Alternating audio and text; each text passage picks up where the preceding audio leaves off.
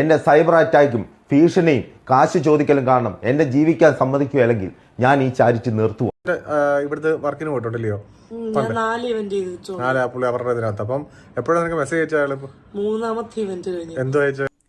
എല്ലാവർക്കും നമ്മുടെ ഒരു പുതിയ വീഡിയോയിലേക്ക് സ്വാഗതം കേട്ടോന്നി. ഇന്നത്തെ നമ്മുടെ ഒരു വീഡിയോ എന്ന് പറഞ്ഞാൽ അച്ചായൻ തന്നെയാണ്, ടോണി അച്ചായൻ്റെ കാര്യങ്ങൾ തന്നെയാണ്. ഒരുപാട് കാര്യങ്ങൾ വൈറലായിട്ട് ഇങ്ങനെ ഫേസ്ബുക്കിലും ഇൻസ്റ്റാഗ്രാമിലും യൂട്യൂബിലും എല്ലാം കിടന്നങ്ങ് ഒരു മനുഷ്യൻ വീണ് കിടക്കുമ്പം അദ്ദേഹത്തെ ചവിട്ടിത്താക്കുക എന്ന് പറയുന്നൊരു കാര്യമാണ് ഇതിനകത്ത് സംഭവിച്ചിരിക്കുന്നത്. ഇതിനകത്ത് ഇപ്പോൾ പലരും പല കാര്യങ്ങളും പറഞ്ഞു വരുന്നുണ്ട്. ഇതൊന്നും ഇവർക്കൊക്കെ അനുഭവം ഉണ്ടായ സമയത്ത് എന്തുകൊണ്ട് ഇവർ പ്രതികരിച്ചില്ല? ഈ ഒരു പ്രശ്നം 1 വർഷം മുമ്പേ നടന്ന കാര്യങ്ങളൊക്കെയാണ് ഇപ്പോൾ വന്ന് ഓരോരുത്തരും പറയുന്നത്. അന്ന് എന്നോട് അങ്ങനെ പറഞ്ഞു എന്ന് പറഞ്ഞുകൊണ്ട് പറയുന്നത്. ഈ ഒരു പെണ്ണെന്ന് പറഞ്ഞാൽ അവൾക്കൊരു മോശം അനുഭവം ഉണ്ടായാൽ അവൾ ആ സ്പോട്ടിൽ തന്നെ വേണം പ്രതികരിക്കാനായിട്ട്.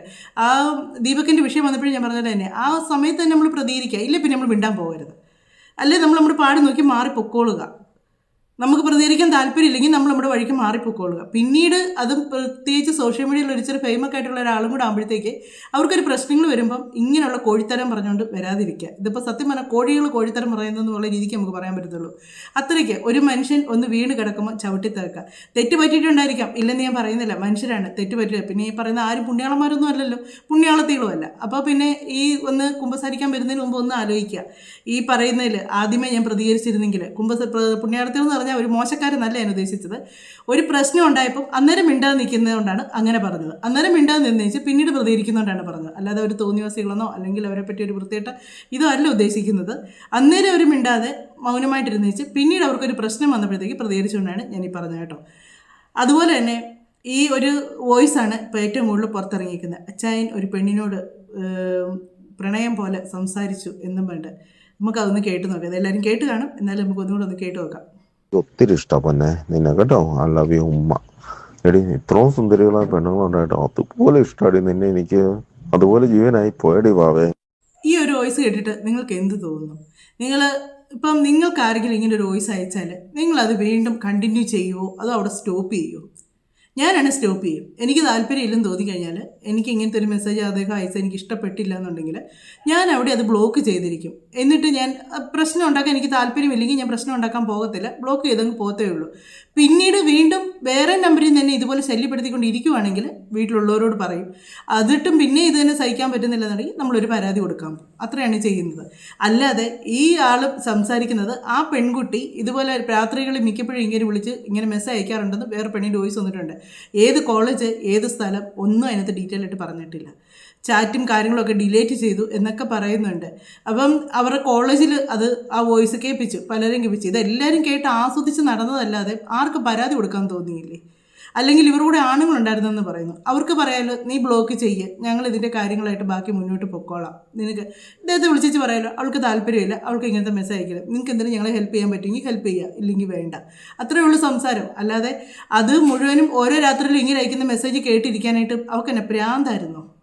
അല്ലെങ്കിൽ പുള്ളിക്കാരിക്ക് ഇഷ്ടപ്പെട്ടിരുന്നു പുള്ളിക്കാരി ഇങ്ങനെയൊക്കെ പറയുന്നത് കേൾക്കാൻ വേണ്ടി. അത്രയേ ഉള്ളൂ അത് ചിന്തിക്കാനായിട്ടുള്ളത്. ഇത് സംഭവം എന്താണെന്ന് വെച്ച് കഴിഞ്ഞാൽ, എൻ്റെ കോളേജിൽ നിന്ന് നമ്മുടെ കോളേജിൽ വേറെ ഡിപ്പാർട്ട്മെന്റിൽ എന്തോ ഒരു ഫെസ്റ്റ് സംതിങ് പരിപാടി എന്തോ നടക്കാൻ പോവാ. അപ്പോൾ സ്പോൺസർഷിപ്പിനായിട്ട് ആ ടീമിൽ നിന്ന് ഉള്ള ആൾക്കാർ ഈ പുള്ളീനെ പുള്ളീൻ്റെ മാനേജറിനെ കോണ്ടാക്ട് ചെയ്തു. അത് ത്രൂ പുള്ളീനെ കോണ്ടാക്ട് ചെയ്തു. അപ്പം അതിനകത്തൊരു ഗേൾ ഉണ്ടായിരുന്നു. ആ ഗേൾ ആയിരുന്നു ഈ പുള്ളി അച്ചായനോട് ഡയറക്റ്റ് കോണ്ടാക്ട് ചെയ്തുകൊണ്ടിരുന്നത്. ആ കുട്ടിക്ക് ഈ പുള്ളിക്കാരൻ രാത്രിയായി കഴിയുമ്പോൾ മാത്രം, പകലൊന്നുമില്ല, രാത്രിയായി കഴിയുമ്പോൾ മാത്രം പുള്ളി ഈ കൊച്ചിന് മെസ്സേജ് അയക്കും. അപ്പം അതിനകത്തൊരു വോയിസ് മെസ്സേജ് ഞാൻ കേട്ടിട്ടുണ്ടായിരുന്നു. ഇപ്പം ഇതിനകത്ത് നേരത്തെ സ്റ്റോറി ഇട്ടില്ലേ, അതേപോലൊക്കെ തന്നെ നിന്നെപ്പോലെ ഇത്ര ബ്യൂട്ടിഫുൾ ആയിട്ടുള്ള വേറെ ഒരു പെണ്ണിനെ ഞാൻ കണ്ടിട്ടില്ല, നീ എന്ത് സുന്ദരിയാ പൊന്നെ കാണാൻ, അങ്ങനെയൊക്കെ പറഞ്ഞുകൊണ്ട് വളരെ വൾഗറായിട്ടുള്ള ഒരു വോയിസ് നോട്ടാണ് പുള്ളി ആ പെൺകൊച്ചിന് അയച്ചിരുന്നത്. അത് ഓൾമോസ്റ്റ് എൻ്റെ കോളേജിലുള്ള കുറേ ആൾക്കാർ ആ വോയിസ് കേട്ടിട്ടുണ്ട്. ലൈക്ക് ഈ സ്റ്റോറിയിൽ കിടക്കുന്ന പോലെ തന്നെ സിമിലർ ഒരു വോയിസ് ആയിരുന്നു അത്. ആ വോയിസ് അന്ന് ഇവർക്ക് ഉറപ്പില്ല, അതിനോട് സാമ്യമുള്ള ഒരു വോയിസ് എന്നേ പറയുന്നുള്ളൂ. ഇതുപോലുള്ളൊരു വോയിസ് ആയിരുന്നെന്ന്. ഈ രാത്രി ഈ മെസ്സേജ് അയക്കണമെങ്കിൽ ആ ബ്ലോക്ക് ചെയ്ത് കഴിഞ്ഞാൽ പിന്നെ അയക്കാൻ പറ്റുമോ? പുള്ളി അവിടെ കിടന്ന് തന്നെ അയച്ചു പോകത്തല്ലേ ഉള്ളൂ, നമ്മൾ കേൾക്കുന്നില്ലല്ലോ. നമ്മൾ ബ്ലോക്ക് ചെയ്ത് കഴിഞ്ഞാൽ അദ്ദേഹം അയക്കുന്ന മെസ്സേജ് നമുക്ക് കിട്ടത്തില്ല. ഇല്ലെങ്കിൽ അയാൾ ആദ്യം ഒരു മെസ്സേജ് അയച്ചപ്പോഴും തൻ്റെ ഈ കിന്നരം കേൾക്കാൻ എനിക്ക് താല്പര്യമില്ല, തനിക്ക് സൗകര്യം ഉണ്ടെങ്കിൽ സഹായിക്കാം, ഇല്ലെങ്കിൽ ഞാനിത് കംപ്ലയിൻറ്റ് കൊടുക്കും എന്ന് പറഞ്ഞാൽ പിന്നെ അങ്ങനെ മെസ്സേജ് അയക്കുമോ? അയക്കത്തില്ല. അപ്പോൾ പിന്നെ അന്നേരം മിണ്ടാതിരുന്ന് ആ ഒരു മെസ്സേജും ആസ്വദിച്ചു, അടുത്ത മെസ്സേജും ആസ്വദിച്ച് ഇരുന്നേച്ച് ഇപ്പം അത് ആ ഒരു വോയിസ് കളയാതെ വെച്ചേച്ച് അത് ഇപ്പം എടുത്തിടുന്നുണ്ടെങ്കിൽ ഇതിനൊക്കെ എന്നതാ പറയണ്ടേന്ന് അറിയത്തില്ല. ഒരു മനുഷ്യൻ വീണ് കിടക്കുമ്പം അവരെ ചവിട്ടി വീണ്ടും വീണ്ടും താക്കുക എന്ന് പറയും.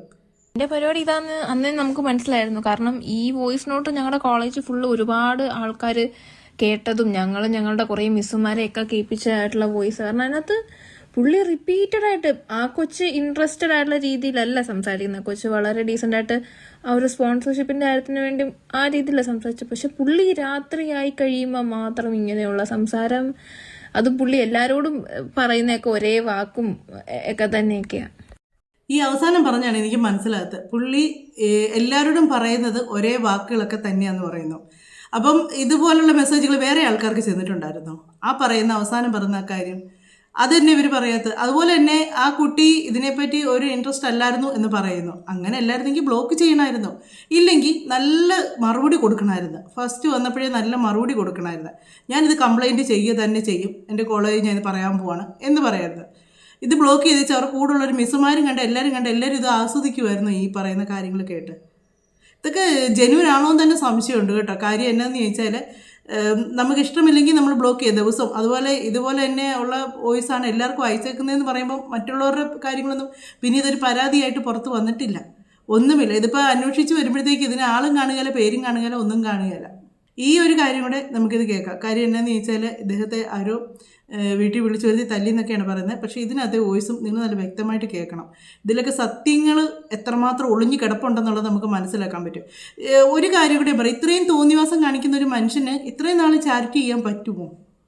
എനിക്കറിയാൻ മേല. ഇത്രയും തോന്നിവാസം കാണിക്കുന്ന ഒരു മനുഷ്യനെ ഇത്രയും ചാരിറ്റി ചെയ്യാൻ പറ്റുമെങ്കിൽ എവിടെയെങ്കിലും ആരെങ്കിലുമൊക്കെ ഒന്ന് പ്രതികരിച്ചിരിക്കും, ഇല്ലേ?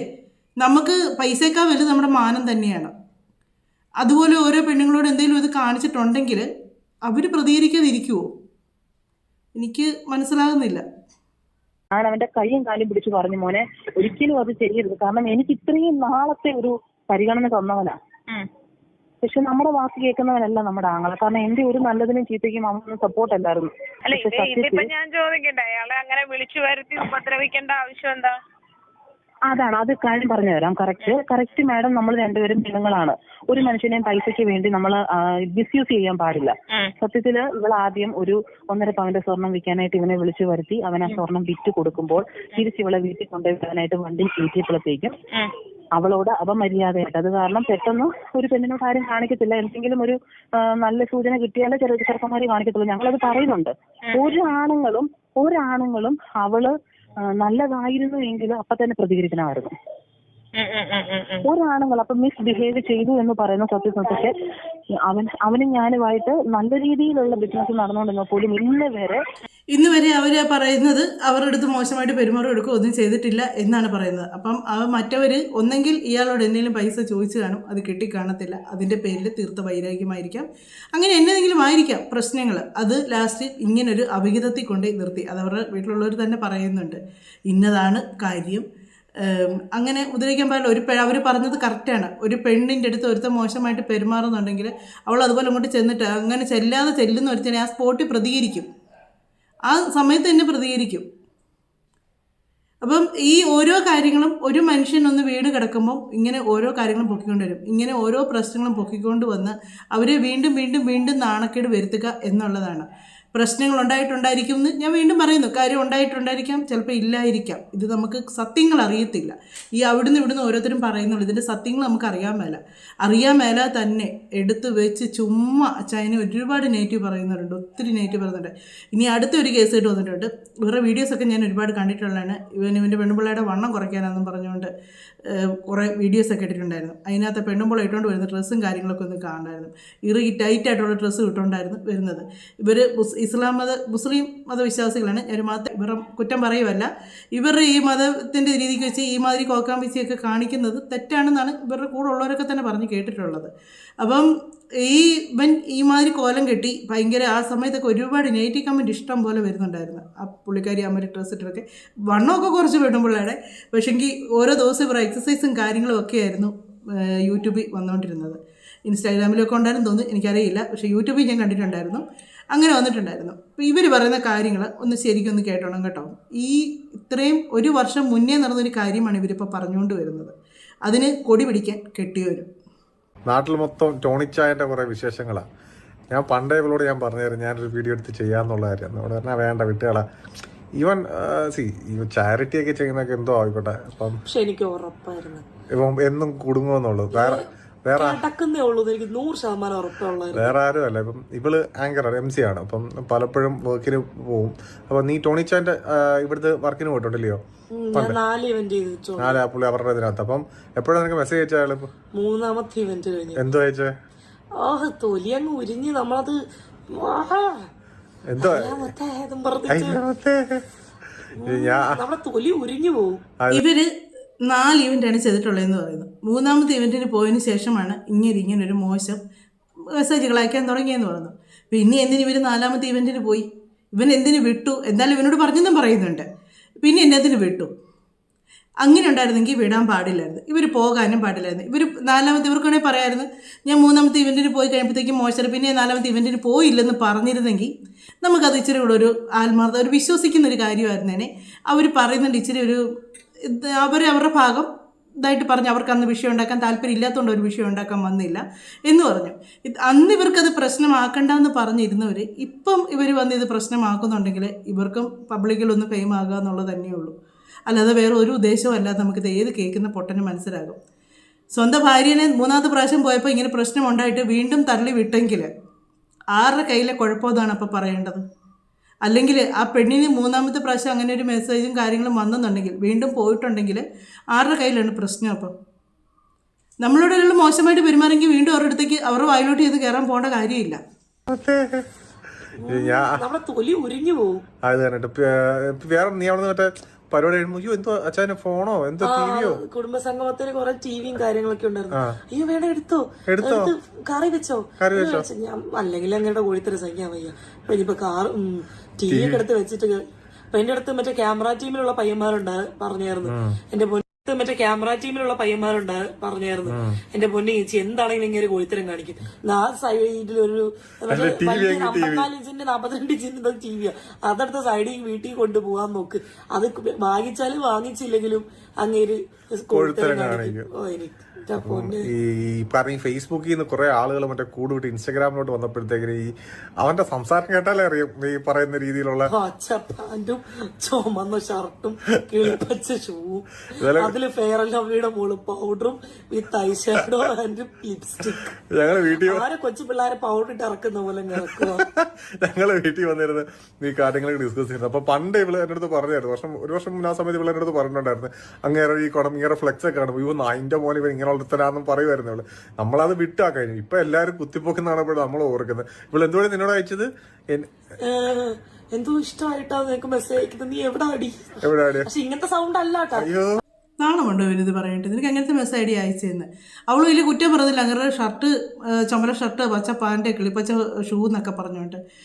എന്നിട്ട് അങ്ങേരെ ഈവൻറ്റിന് ഇവൾ എന്നതിനാണ് പോയത്? ഇത്രയ്ക്ക് അങ്ങേരെ ഓക്കാനമായിരുന്നെങ്കിൽ എന്നതിനാണ് പോയത്? അങ്ങേര് വേറെ ലെവലിൽ ഇട്ട് ലിപ്സ്റ്റിക്കും ഇട്ട് മേക്കപ്പ് ചെയ്തിറക്കുന്ന കൊച്ചു പിള്ളേരെ പൗഡർ ഇട്ട് ഇറക്കിച്ചെക്കുന്ന പോലെയൊക്കെ തോന്നുന്നൊക്കെ പറഞ്ഞു. പിന്നെ എന്തിനാണ് അങ്ങേരെ ഈവൻറ്റിന് പോയത്? ഇവള് പോകാതിരിക്കത്തില്ലായിരുന്നു. ഇത്രയും പുച്ഛവും ഇത്രയും ഇഷ്ടവും ഇല്ലാത്ത ഒരാടുത്ത് ഒരു പ്രാവശ്യം പോയി അവിടെ ചെന്നപ്പോൾ അങ്ങനെ കണ്ടപ്പം അത്രയ്ക്ക് വലിയ പോരാഴികയായിട്ട് തോന്നിയിരുന്നെങ്കിൽ പിന്നെ എന്നതിനായിരുന്നു പിന്നെയും പോയത്?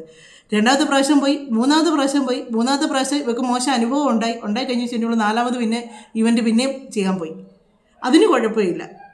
അതിന് പറ്റിയൊരു കെട്ടിയവനും വന്നിരുന്നങ്ങ് പെണ്ണുപിള്ളെ അങ്ങ് വെളുപ്പിക്കുന്നു. എന്നിട്ട് ഇപ്പം എല്ലാവരും പറഞ്ഞപ്പോഴത്തേക്കും ഞങ്ങളും വന്ന് പറയാനായിട്ട്. ഇതൊക്കെ സത്യം പറഞ്ഞുണ്ടല്ലോ സോഷ്യൽ മീഡിയ. ഇവനാണെങ്കിൽ ഷർട്ട് ഇടത്തേയില്ല. സത്യം മിക്കതിനകത്തുണ്ട് ഷർട്ട് ഇടാതെ ഇങ്ങോട്ട് വന്നിരുന്നേച്ച് ഒരു ഡയലോഗടിയാണ്. അങ്ങേര് പച്ച ഷർട്ടയിൽ വിട്ട് കിടക്കുന്നു, ചുമല ഷർട്ടയിൽ വിട്ട് കിടക്കുന്നത്. എൻ്റെ കെട്ടിയവൻ ആദ്യമേ ഒരു പച്ച ഷർട്ടയിൽ മേടിച്ചു കൊടുക്കാൻ, എന്നിട്ട് അത് ഇട്ടുകൊണ്ട് വന്നിറക്കാൻ പറ, എന്നിട്ട് വീഡിയോ എടുക്കാൻ പറ. അങ്ങനെയുള്ളൊരുത്തനെ ഇവന്. ഇങ്ങനെ എനിക്ക് സത്യം പറയുകയാണെങ്കിൽ ഇതൊക്കെ കേൾക്കുമ്പോൾ ഉണ്ടല്ലോ നമുക്ക് ദേഷ്യം വരും. ഞാനും ഒരു പെണ്ണാണ്. ആണുങ്ങൾ തെറ്റ് ചെയ്യുന്നുള്ളവരുണ്ട്, ഇല്ലെന്ന് ഞാൻ പറയുന്നില്ല. ഇങ്ങേരും പക്ഷേ തെറ്റ് ചിലപ്പോൾ ചെയ്തിട്ടുണ്ടായിരിക്കാം, ഇല്ലെന്ന് എനിക്ക് പറയാൻ പറ്റത്തില്ല, ഉണ്ടെന്നും പറയാൻ പറ്റത്തില്ല. അങ്ങനെ ഉണ്ടെങ്കിൽ ഒരു പ്രാവശ്യമല്ലേ വരുള്ളൂ, പിന്നെ വരുമോ അങ്ങനെ മെസ്സേജ് അയക്കാനൊക്കെ ആയിട്ട്? വലിയ ന്യായീകരണം പറഞ്ഞ് TV എടുത്തുകൊണ്ട് പൊക്കോളാൻ പറഞ്ഞെന്ന്, അതൊക്കെ എടുത്തില്ല, അതൊക്കെയാണ് വലിയ കാര്യം. അങ്ങനെ ഉണ്ടെങ്കിൽ പിന്നെ 4ാമത് പോകല്ലായിരുന്നു. ആ പരിപാടിക്ക് പോകല്ലായിരുന്നു. ഇവർക്ക് വേറെ വർക്കും കാര്യങ്ങളൊക്കെ കിട്ടുന്നവരാണല്ലോ. ഇവർക്ക് വേറെ വർക്ക് ചെയ്യല്ലേ, ഇവർക്ക് യൂട്യൂബിൽ നിന്ന് വരുമാനം കിട്ടുമല്ലോ. അതിൽ ഉള്ള കാര്യങ്ങളും ഒക്കെ ഇട്ടാൽ ഇവർ ആ സമയത്ത് നല്ല ഫെയിമായിട്ടുള്ള ഒരാളുമായിരുന്നു. ഇവർക്ക് വേണമെങ്കിൽ അന്നേരം ഇതിനെതിരെ പ്രതികരിക്കായിരുന്നു. ഇവരന്നേരം പ്രതികരിച്ചില്ല. ഇഷ്ടംപോലെ ഫോളോവേഴ്സൊക്കെ ഉള്ളവരാണ്. അവർക്ക് വേണേൽ പ്രതികരിക്കുകയൊക്കെ ചെയ്യായിരുന്നു. ഒരു 10 പേരെങ്കിലും ഇവർ ഈ പറയുന്ന കാര്യം കേൾക്കാനും ഷെയർ ചെയ്യാനും ഉണ്ടായിരുന്നതന്നെ. എന്നിട്ട് അവർ അന്നൊന്നും ചെയ്യാതെ ഇപ്പോൾ ഒരുത്തൻ വീണ് കിടക്കുമ്പം അവനെ വീണ്ടും മണ്ണിലേക്ക് ചവിട്ടി താക്കുന്ന രീതി. ഇതൊക്കെ കൊണ്ട് എന്താ സംഭവിക്കുന്നതെന്നറിയോ? അദ്ദേഹം സഹായം അങ്ങ് നിർത്തി. ഇനി ഒരുപാട് ആൾക്കാർക്ക് സഹായം ചെയ്യേണ്ട ഒരു മനുഷ്യനായിരുന്നു അത്, ഒരുപാട് പേർക്ക്. അതൊക്കെ പുള്ളി അങ്ങ് നിർത്തിയേച്ച് പുള്ളി ഇപ്പോൾ ലാസ്റ്റ് ഒരു സഹായം കൂടെ ചെയ്തതിന് ശേഷം ആ പരിപാടി അങ്ങ് നിർത്തുകയാണ് ചെയ്യുന്നത്. ഒരുപാട് പാവങ്ങളുടെ ഇങ്ങനെ ഇവർക്കൊന്നും ഈ പാവങ്ങളുടെ വില അറിയത്തില്ല, അവരുടെ കണ്ണുനീരോ. ഇവരാരും ആരെ സഹായിച്ച ആരും കേട്ടിട്ടുമില്ല. പിന്നെ അദ്ദേഹം എല്ലാവരും പറഞ്ഞു വലത്ത് കൈ കൊടുക്കുന്ന ഇടത്ത് കൈ അറിയരുതെന്ന് പറഞ്ഞു. അദ്ദേഹം അതിലൂടെയും ഒരു സോഷ്യൽ മീഡിയയിലൂടെ അദ്ദേഹം ഒരു വരുമാനമാണ് ഉണ്ടാക്കുന്നത്. പിന്നെ ആ ചെയ്യുന്ന കാര്യം കണ്ട് ഒരാൾക്കെങ്കിലും ഒരാളെ സഹായിക്കാൻ തോന്നിയാൽ അതും നല്ലൊരു കാര്യമല്ലേ. പിന്നെ ഈ വരുന്നവരാരും പറഞ്ഞിട്ടില്ല ഞങ്ങളുടെ മുഖങ്ങൾ കാണിക്കരുത്, ഞങ്ങളുടെ മുഖം കാണിക്കേണ്ട എന്ന് പറയാനും വന്നിട്ടില്ല. അവർക്കൊക്കെ അങ്ങേര് ദൈവദൂതനാണ്. അങ്ങേര് സഹായിക്കാൻ ചെല്ലുമ്പോൾ ഒരു ദൈവത്തെപ്പോലെയാണ് അവരൊക്കെ കാണുന്നത്. അതൊന്നും ആരും മൈൻഡ് കൊടുക്കുന്നില്ല. അയാളെ നെഗറ്റീവ് പറയാനും മോശമാക്കാനും എല്ലാവർക്കും ഭയങ്കര ഉത്സാഹമാണ്. അച്ചായൻ എന്നാലും ലാസ്റ്റ് പറഞ്ഞിരിക്കുന്ന കാര്യങ്ങൾ നമുക്കൊന്ന് കേൾക്കാം. ചാരിറ്റി നിർത്താൻ പോകാമെന്നും ഒക്കെ പറഞ്ഞിട്ടുണ്ട്, അതുകൂടെ ഒന്ന് കാണാം. എൻ്റെ സൈബർ അറ്റാക്കും ഭീഷണിയും കാശ് ചോദിക്കലും കാരണം എന്നെ ജീവിക്കാൻ സമ്മതിക്കുകയല്ലെങ്കിൽ ഞാൻ ഈ ചാരിറ്റി നിർത്തുവാണ്. ഇങ്ങനെയാണോ നിങ്ങൾ കിടക്കുന്നത്? 27 വർഷമായി ചെയ്യൂ. വാടകയ്ക്കായിട്ട് ഒരു മോനുണ്ടായിരുന്നു, ക്യാൻസർ ആയിരുന്നു, മോൻ മരിച്ചുപോയി. എനിക്ക് തൊണ്ടയിലും ക്യാൻസർ പരീക്ഷയായിരുന്നു. ബാത്റൂമിലൊക്കെ പോകുന്ന ചില സമയത്ത് താഴെ ചിലപ്പോൾ പറമ്പില് പടുതായിക്ക് വാടക കൊടുക്കുന്നുണ്ട്. വാടക കൊടുക്കുന്നു? എത്ര രൂപ? ഒരു ദിവസം 200 രൂപ വെച്ച് വാടക നമ്മൾ കൊടുക്കണം. പന്നിയൊക്കെ വരും അപ്പുറത്ത്. അയ്യോ, ഇങ്ങനെയാ നിങ്ങൾ കിടക്കുന്നല്ലേ? ഞാൻ 3 മാസമായി മരുന്ന് കഴിച്ചിട്ട് എനിക്കിത് മേടിക്കാൻ നിവർത്തില്ല. ഞാൻ ഈ കഴിഞ്ഞ ദിവസം ഗുളിക എടുത്ത് കഴിച്ച് മരിക്കും. അത് കഴിഞ്ഞ് ഞാൻ ഇവിടുന്ന് റെയിൽവേ സ്റ്റേഷനിൽ പോയി. ഇവരാരും അറിയാതെ പോലീസുകാരെന്നെ പിടിച്ചിട്ട് ചേട്ടനെ വിളിച്ചിട്ട് വന്നു ഭാര്യയെ കൂട്ടിക്കൊണ്ട് എളുപ്പം പോകുന്നു. സാറേ എനിക്കൊരു കയറി കിടക്കാൻ ഒരു പേര്. ഇത് 10 ലക്ഷം രൂപയുണ്ട്. നിങ്ങൾ നല്ലൊരു വീട്ടിൽ അന്തസ്സായിട്ട് കയറി കിടക്കുന്ന എനിക്ക് കാണാം. ദൈവം അനുഗ്രഹിക്കട്ടെ, എല്ലാവരും അനുഗ്രഹിക്കട്ടെ. ഞാൻ നാട്ടുകാർക്കും പാവങ്ങൾക്കും വേണ്ടി കോടികൾ മുടക്കിയ ആളാണ്. ഇനിയും കോടികൾ ഞാൻ മുടക്കാൻ തയ്യാറാണ്. പക്ഷേ എൻ്റെ സൈബർ അറ്റാക്കും ഭീഷണിയും കാശ് ചോദിക്കലും കാരണം എന്നെ ജീവിക്കാൻ സമ്മതിക്കുകയല്ലെങ്കിൽ ഞാൻ ഈ ചാരിറ്റി നിർത്തുവാണ്. കാരണം എന്നെ ഇപ്പോഴും പൊന്നുപോലെ സ്നേഹിക്കുന്ന എൻ്റെ നാട്ടുകാർ എൻ്റെ ഒപ്പം ഇല്ലെങ്കിൽ എനിക്ക് ഇനി ചാരിറ്റി നടത്താൻ പറ്റില്ല. എൻ്റെ ഫാമിലിയോടെ ഉറങ്ങാതെ പോലുമാണ് ഞാൻ പല സ്ഥലങ്ങളിലും രാത്രി വരെ സഞ്ചരിച്ച് ചാരിറ്റി ചെയ്യുന്നത്. അപ്പോഴും എന്നെ ഇങ്ങനെ ആക്രമിക്കുകയാണെങ്കിൽ ഞാൻ ഇനി ചാരിറ്റി സ്റ്റോപ്പ് ചെയ്യുകയാണ്. അതാ നല്ലത്. എന്നതിനാണ് ഇങ്ങനെ ഒരു കയ്യിൽ പൈസ കൊടുത്ത് കടിക്കുന്ന കുറേ പട്ടിയെ മേടിക്കാന്ന് പറയുന്നതിൽ ഇരിക്കുന്നത്. നമ്മൾ കയ്യിൽ പൈസ കൊടുക്കുകയും ചെയ്യണം, അവർക്ക് സഹായം ചെയ്യുകയും ചെയ്യണം. മറ്റുള്ളവരുടെ പുച്ഛവും പരിഹാസവും നിന്നേലും എല്ലാം കേട്ട് എന്നതിനാണ് സ്വന്തം പൈസ കൊണ്ട് അവനവൻ്റെ വീട്ടിലെ കാര്യങ്ങൾ നോക്കി ജീവിച്ചാൽ അത്രയും നല്ലത്. അതുകൊണ്ടാണ് ഈ ആരും ആരെയും സഹായിക്കാത്തത് കേട്ടോ. ഒരു മനുഷ്യനും ആർക്കും 10 രൂപ കൊടുത്തുകൊണ്ട് സഹായിക്കാത്തതാണ്. കൊടുത്തു പോയോ കുറേ കഴിയും, അന്നേരം കിട്ടിയില്ലെങ്കിലും കുറച്ച് കഴിയുമ്പം എവിടെ നിന്നൊരു പണി കിട്ടും. അപ്പോൾ എല്ലാവരും ചിന്തിക്കുന്നത് എന്താ, ഉള്ള പൈസ കൊണ്ട് അവനവനങ്ങ് ജീവിക്കുക, അവനവൻ്റെ കുടുംബത്തുള്ളവരെ നോക്കുക, പിന്നെ പറ്റുമെങ്കിൽ ബന്ധുക്കാരെ നോക്കുക, അങ്ങനെയൊക്കെ ചിന്തിക്കും. ഇപ്പോൾ ആരും ബന്ധുക്കാരെ പോലും സഹായിക്കാറില്ല. അവനവൻ്റെ കാര്യങ്ങളും മക്കളുടെ കാര്യം മാത്രം നോക്കി ജീവിക്കുന്നവരാണ് കൂടുതലും ആൾക്കാർ. കാര്യം എന്നാന്ന് ചോദിച്ചാൽ അവസാനം ഇതൊക്കെയാണ് അനുഭവം എന്ന് എല്ലാവർക്കും അറിയാം. എവിടെയെങ്കിലും എന്നതെങ്കിലുമൊക്കെ ഒരു ചെറിയ പ്രശ്നങ്ങൾ, എല്ലാവരും ദൈവങ്ങളൊന്നും അല്ലല്ലോ, ആരും മനുഷ്യരല്ലേ എല്ലാവരും. അപ്പം ആ ഒരു ഇത് വരുമ്പോൾ മനുഷ്യരാകുമ്പോൾ കുറച്ച് തെറ്റുകളും കുറ്റങ്ങളും ഒക്കെ വരും. ആ കുറ്റങ്ങൾ മാത്രം കണ്ടുപിടിച്ച് അത് മാത്രം പ്രശ്നങ്ങളാക്കുന്ന മനുഷ്യരാണ് കൂടുതലുമായിട്ടുള്ളത്. പിന്നെ അതുപോലെ തന്നെ ഈ ടോണി അച്ചാൻ്റെ ഒരു കാര്യം പറഞ്ഞു, ഞാൻ കഴിഞ്ഞ ദിവസം വീഡിയോയിലും പറഞ്ഞാൽ തന്നെ, ഒരിക്കലും ഈ മനുഷ്യരോട് ഒരാൾ സഹായം ചോദിച്ചാൽ നിങ്ങൾ എന്നെ വന്ന് കാണുക അല്ലെങ്കിൽ ഓഫീസിലോട്ട് പോവുക എന്നല്ല അദ്ദേഹം പറയുന്നത്. അവർ ഏത് കുന്നിലാണേലും എവിടെ ആണേലും ഏത് തോട്ടിലാണേലും കിടക്കുന്ന അവിടെ പോയി കണ്ടുപിടിച്ച് അവരുടെ സിറ്റുവേഷൻ ശരിക്കും മനസ്സിലാക്കിയതിന് ശേഷമാണ് ആ മനുഷ്യൻ പൈസ കൊടുക്കുന്നത്, സഹായിക്കുന്നത്. അല്ലാതെ നിങ്ങൾ എന്നെ വന്ന് കാണുക, ഞാൻ നിങ്ങളെ സഹായിക്കാം എന്ന് അദ്ദേഹം ഒരിക്കൽ പോലും പറഞ്ഞിട്ടില്ല. എവിടെയാണോ ഇവരുള്ളത് അവിടെ ചെന്ന് സഹായിക്കുമാണ് ചെയ്തിട്ടുള്ളത്.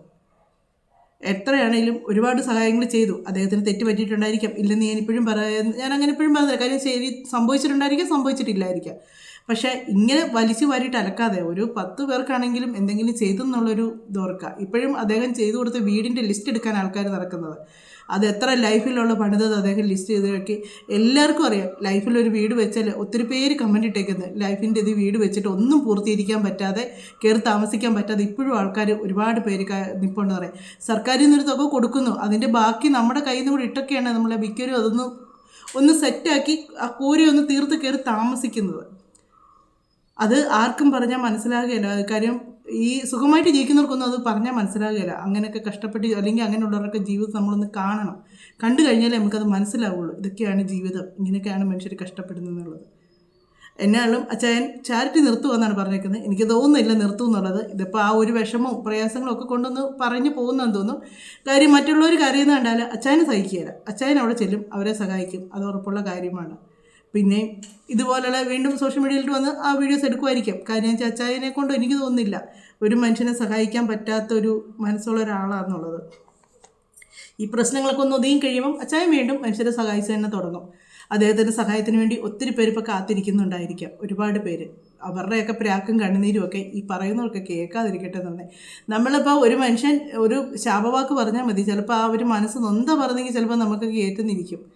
അങ്ങനെ നമ്മൾ അത് ചിലർ പറയും ഇതൊക്കെ അന്ധവിശ്വാസമാണ്. അന്ധവിശ്വാസമല്ല, മനസ്സ് നൊന്ത് നമ്മൾ എന്തെങ്കിലും ഒന്ന് പറഞ്ഞുണ്ടല്ലോ. കാര്യം ഒരുപാട് ഈ ബുദ്ധിമുട്ടിലും പ്രയാസങ്ങളും ആഹാരം കഴിക്കാതൊക്കെ ജീവിക്കുന്നവർക്ക് അവർക്കൊക്കെ അതിൻ്റേതായ ബുദ്ധിമുട്ടുകളും പ്രയാസങ്ങളും ഉണ്ട്. മരുന്ന് മേടിക്കാൻ നിവൃത്തിയില്ലാത്തവർ, അങ്ങനെ ഒരുപാട് വിഷമങ്ങൾ അനുഭവിക്കുന്നവരുണ്ട്. ഇപ്പം തന്നെ അവരുടെ അടുത്ത് ചെന്ന് ആ ഒരു സിറ്റുവേഷനൊക്കെ നമ്മൾ കണ്ടില്ലേ. നമുക്കത് കണ്ടിട്ട് എനിക്ക് സത്യം പറഞ്ഞ വിഷമമുണ്ട്. നമ്മൾക്കങ്ങനെ സഹായിക്കാൻ നമ്മളെക്കൊണ്ട് പറ്റുന്നില്ല. സഹായിക്കുന്നവർ സഹായിക്കട്ടെ, നമ്മളെക്കൊണ്ട് പറ്റുന്നില്ലെങ്കിൽ നമ്മൾ ചെയ്യണ്ട. സഹായിക്കുന്നവർ സഹായിക്കട്ടെ എന്നൊന്ന് കരുതിയാൽ പോരെ. ഇനി ഇതുപോലെ ഓരോരോ കൂണുകൾ പൊട്ടിമുളച്ച് വരും. പണ്ട് എന്നോട് അങ്ങനെ പറഞ്ഞു, പണ്ട് എന്നോട് ഇങ്ങനെ പറഞ്ഞു, ഞാൻ അങ്ങനെ ചോദിച്ചപ്പോൾ എന്നോട് ഇങ്ങനെ ചോദിച്ചു എന്നും പറഞ്ഞ് ഇനി കുറേ എണ്ണങ്ങളൊക്കെ വരും. മനുഷ്യരല്ലേ, ആരും പുണ്യാളനും പുണ്യാളത്തികളും ഒന്നും അല്ലല്ലോ. എല്ലാവർക്കും തെറ്റുകളും കുറ്റങ്ങളും ഒക്കെ ഉണ്ട്. അതുപോലെ ഇത് ഒരു അങ്ങനെ വന്നിട്ടുണ്ടെങ്കിൽ നിങ്ങൾ പ്രതികരിക്കുക, ആ സ്പോട്ടിൽ പ്രതികരിക്കുക. അല്ലെങ്കിൽ നിങ്ങൾക്ക് പരാതി കൊടുക്കണമെങ്കിൽ പരാതി കൊടുക്കുക. ഇത് പരാതിക്കാരുമില്ല, ഒന്നുമില്ല. എവിടെ നിന്നൊക്കെ ഒരു വോയിസ് കൊണ്ടുവന്ന് അതങ്ങ് ഇടുക, അച്ചായൻ്റെ വോയിസ്, അല്ലെങ്കിൽ അച്ചായൻ ഇങ്ങനെ പറഞ്ഞു അങ്ങനെ പറഞ്ഞു എന്നും പറഞ്ഞുകൊണ്ട് തെളിവുകളൊന്നുമില്ല. ഇങ്ങനെ ഓരോരോ കാര്യങ്ങൾ ഇങ്ങനെ പറഞ്ഞുകൊണ്ടിരിക്കുന്നു. അല്ലെങ്കിൽ നിങ്ങൾ ധൈര്യമായിട്ട് മുന്നോട്ടിറങ്ങി അതിന് നിയമപരമായിട്ട് പോകും. അതൊന്നുമില്ല. ഒരു മനുഷ്യനെ മോശമാക്കാനായിട്ട് ഏറ്റവും പറ്റിയൊരു കാര്യം അവിഹിതമാണ്. അവിഹിതം പറഞ്ഞ് ബാക്കി എല്ലാ മനുഷ്യരും ക്ഷമിക്കുകയും സഹിക്കുകയും ചെയ്യും. അത് ഫാമിലിയായിട്ടൊക്കെ ജീവിക്കുന്നവരോട് ആകുമ്പോഴത്തേക്കുണ്ടല്ലോ, ഒരു അവിഹിതം വന്നു കഴിയുമ്പോഴത്തേക്കുണ്ടല്ലോ അവർക്ക് ചിലപ്പോൾ പിടിച്ച് നിൽക്കാൻ പറ്റിയെന്ന് വരത്തില്ല. ആ ഒരു നാണക്കേട് അവർക്ക് ഒരുപാട് ബുദ്ധിമുട്ടുകളുണ്ടാകും. എന്നാണേലും ഇത് ഒത്തിരി പാവങ്ങൾക്ക് കിട്ടേണ്ട കുറേ കാര്യങ്ങളാണ് സ്റ്റോപ്പായി പോകാൻ പോകുന്നത്. എല്ലാവരും കൂടി അങ്ങേരെ പോസ്റ്റ്മോർട്ടം ചെയ്ത് ലാസ്റ്റ് ഈ ഒരു അവസ്ഥയിലാക്കിയെടുത്തു. എന്നാലും നിങ്ങൾക്ക് പറയാനുള്ള മറുപടി പറയുക. ഇന്ന് ഈ ഒരു വീഡിയോ കണ്ടപ്പോൾ ഇത് റിയാക്ട് ചെയ്യണമെന്ന് തോന്നി. മറ്റൊരു വീഡിയോയിലൂടെ മറ്റു കാര്യങ്ങളൊക്കെ ആയിട്ട് നമുക്ക് കാണാം.